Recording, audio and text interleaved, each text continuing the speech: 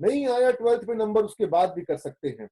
आपको जो कुछ भी प्रॉब्लम लाइफ में आज तक थी वो सब हिस्ट्री थी। आप आज की बात करो, जो कुछ भी हम आज आज आपसे बात कर रहे हैं वो सब कुछ आप कर सकते हैं। यानी कि अगर आप जो भी कुछ आपको रोक रहा है वो कमजोर बहाना है, और जो आपको आगे ले जा रहा है वो आपका दृढ़ निश्चय है। तो मैं इस पॉइंट को हमेशा अपने जीवन में अपने आप को दोहराता हूँ। जब भी मुझे लगता है कोई कमजोरी महसूस होती है, जब कोई काम मैं करता हूँ कि मैं ये काम मैं नहीं कर पा रहा हूँ, तो मैं अपने आप को कहता हूँ कि आप कमजोर बहाना लेके रुक जा रहे हो। रुक जाओ, समझ जाओ, कमजोर बहाने के कारण रुकना नहीं है। जो कुछ भी मुझे रोक रहा है वो कमजोर बहाना है, और जो मुझे आगे बढ़ाएगा वो मजबूत इच्छा शक्ति है। तो ये मेरे जीवन का एक फलसफा है, एक सिद्धांत है, इसको मैं हमेशा ध्यान में रखता हूँ। और अब मैं यहाँ पे बात करूंगा आपके करियर की, आपके कॉलेजेस की, कि ये जो कॉलेजेस हैं, ये जो करियर है, इसको लेकर के आपको क्या तैयारी करनी होगी, कैसे करनी होगी। तो मैं स्टूडेंट्स को बताता हूँ कि 3 तरह के कॉलेज हैं और 3 तरह के छात्र हैं। There are 3 types of colleges and 3 types of students. और ये मैंने यहीं पर बिहार में जो हमारे स्टूडेंट्स जो जिनसे हमारी बातचीत होती है उनको समझ करके, उनसे बातें करके मैंने ये बनाया। और पहला, मैं ऐसे बच्चों को देखता हूँ जो छात्र कॉलेज में एडमिशन लेते हैं और उनका एडमिशन लेने का सिर्फ और सिर्फ एक मकसद होता है, वो मकसद होता है डिग्री हासिल करना। They go for college to get a degree. उनको सिर्फ और सिर्फ डिग्री चाहिए होती है। और ऐसे अक्सर छात्र मिलते हैं जो मुझे कहते हैं कि गांव में, खासतौर पे बिहार के डिस्ट्रिक्ट टाउन्स में, जो बताते हैं कि सर मैं कॉलेज जाता हूँ सिर्फ 2 बार, एक बार एडमिशन मतलब फॉर्म भरने के लिए और एक बार एडमिट कार्ड लेने के लिए। तो ये जो उनको सिर्फ डिग्री से मतलब है, तो अगर उनको डिग्री मिल जाएगी तो शायद करियर भी बन जाएगा। ऐसा है क्या? मैं मानता हूँ, डिग्री को मैं एग्जांपल देता हूँ कि डिग्री जो है, अगर आपको हीरो बनना है तो डिग्री जो है वो बंबई का टिकट है। अगर आप बॉम्बे जा रहे हैं तो आपको टिकट चाहिए ना बॉम्बे जाने के लिए, फ्लाइट का टिकट, ट्रेन का टिकट, कोई ना कोई टिकट आपको लेना होगा ना। हाँ, तो वो जो टिकट है वो डिग्री है, जिस टिकट को लेकर के आप शहर में पहुंचे। लेकिन अगर आपने टिकट कटा लिया बॉम्बे का, ट्रेन का या फ्लाइट का, तो इसका मतलब है कि पक्का आप हीरो बन गए। ऐसा है क्या? शायद ऐसा बिल्कुल नहीं है। यानी कि अगर आपका टिकट मिल जाने से, डिग्री मिल जाने से आपका करियर बन जाएगा, ऐसी कोई बात नहीं है। दूसरा एक बात है यहाँ पर आज निकल के आती है, वो है नॉलेज। ऐसे बच्चे जो कि डिग्री सिर्फ लेने नहीं जाते हैं, बल्कि उनको साथ साथ में नॉलेज भी लेना होता है, और वो पढ़ाई भी करना चाहते हैं, नॉलेज भी गेन करना चाहते हैं। लेकिन यहाँ पर एक पॉइंट बहुत महत्वपूर्ण है कि हम अपने नॉलेज को अक्सर रेस्ट्रिक्ट कर देते हैं सिर्फ और सिर्फ सिलेबस के दरमियान। यानी कि आप सिर्फ और सिर्फ उतना ही पढ़ना चाहते हैं, आप नॉलेज लेने के लिए नहीं पढ़ते हैं, आप सिर्फ एग्जाम पास करने के लिए पढ़ते हैं।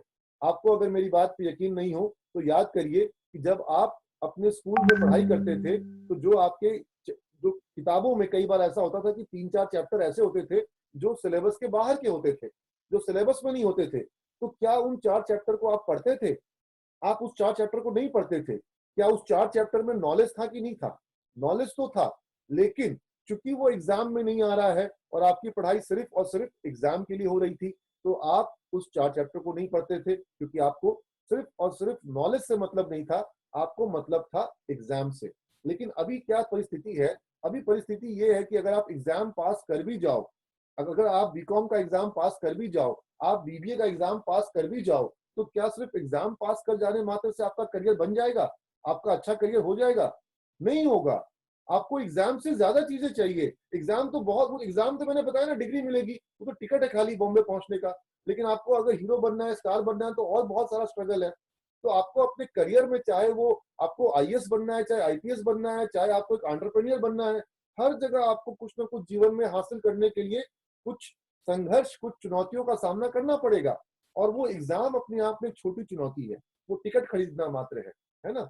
नॉलेज जो लेना है आपको, वो दूसरे बड़े एग्जाम्स के लिए लेना है, जो लाइफ एग्जाम लेती है, उसकी पढ़ाई करनी होगी, सिर्फ डिग्री की पढ़ाई नहीं करनी होगी। और तीसरी बात में वैसी बात, जैसे आप लोग में से सभी लोग 12th तक पढ़ाई कर चुके हैं, और 12th तक की जो आपने पढ़ाई करी, तो आप लोगों को नॉलेज मिला। Now after gaining the entire knowledge, many times what happens that students does have the knowledge, but they don't have the skill in terms of English. Supposedly आपने इंग्लिश की पढ़ाई करी, तो आपको इंग्लिश का पूरा नॉलेज हुआ, ग्रामर का नॉलेज हुआ, बहुत सारा नॉलेज हुआ, लेकिन क्या आपके पास इंग्लिश लैंग्वेज का पूरा पूरा स्किल भी है? Are you able to communicate properly in English language? Are you able to express yourself in a comfortable manner the way you are able to express in Hindi or any vernacular language or your mother tongue? In a similar kind of comfort and ease, are you able to express and communicate in English also? in case if yes, then fine, then you have gained skill also. Otherwise, you have gained the knowledge, but you have not converted your knowledge into your skill, and that is very important and very crucial. Second thing, like supposedly many students, many of you are commerce students. So after gaining knowledge of commerce, are you having the skill to create, prepare accounts for a company? Supposedly your father is having any business, or your maternal uncle, or your whoever in your society is having any business. Are you competent enough to draw balance sheet, draw accounts for his firm? क्या आप अपने परिवार के form के, परिवार के business का accounts को ड्रॉ करने की पोजीशन में है? अगर नहीं है तो आपके पास कॉमर्स का नॉलेज है, कॉमर्स का स्किल नहीं आया है। तो क्या आपको जॉब के लिए, करियर के लिए सिर्फ नॉलेज मिल जाने से काम हो जाएगा, या स्किल भी चाहिए? तो आप इस बात को जान लीजिए कि आपको स्किल भी चाहिए होता है। बिना स्किल के आपको जो नॉलेज मिलेगा वो काम नहीं आएगा। तो फिर आप जान लीजिए कि 3 बहुत इंपॉर्टेंट चीजें जो सिमेज में मैं अक्सर फोकस करता हूं, जिनके ऊपर में पहला मैंने आपको बता दिया नॉलेज, दूसरा मैं आपको बता चुका हूं वो है स्किल, और तीसरी चीज जिसके ऊपर सबसे पहले मैं चर्चा की थी, जब मैंने महात्मा गांधी का एग्जाम्पल आपके सामने रखा, जब मैंने महेंद्र सिंह धोनी का एग्जाम्पल रखा, जब मैंने विराट कोहली का एग्जाम्पल रखा, और जब मैंने आपको आज का ध्येय वाक्य दिया, मैंने आपको वो वाक्य दिया जो कि आज इस सेमिनार के बाद भी और आने वाले कई वर्षों तक आपको याद रखना है। वो ये है कि either you have strong will power और you have got weak excuses. या तो आपके पास मजबूत इच्छा शक्ति है या आपके पास कमजोर बहाने हैं।